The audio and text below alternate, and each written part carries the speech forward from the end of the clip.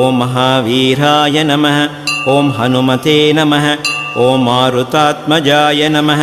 ॐ तत्त्वज्ञानप्रदाय नमः।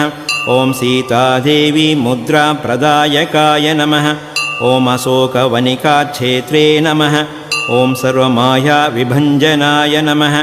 ॐ सर्वबन्धविमोक्त्रे नमः। ॐ रक्षोविध्वंसकारकाय नमः। ॐ परविद्यापरिहाराय नमः।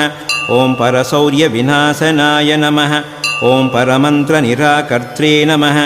ॐ परयन्त्रप्रभेदकाय नमः। ॐ सर्वग्रहविनाशिने नमः। ॐ भीमसेनसहायकृते नमः। ॐ सर्वदुःखहराय नमः। ॐ सर्वलोकचारिणे नमः। ॐ मनोजवाय नमः। ॐ पारिजातद्रुमूलस्थाय नमः। ॐ सर्वमन्त्रस्वरूपवते नमः। ॐ सर्वतन्त्रस्वरूप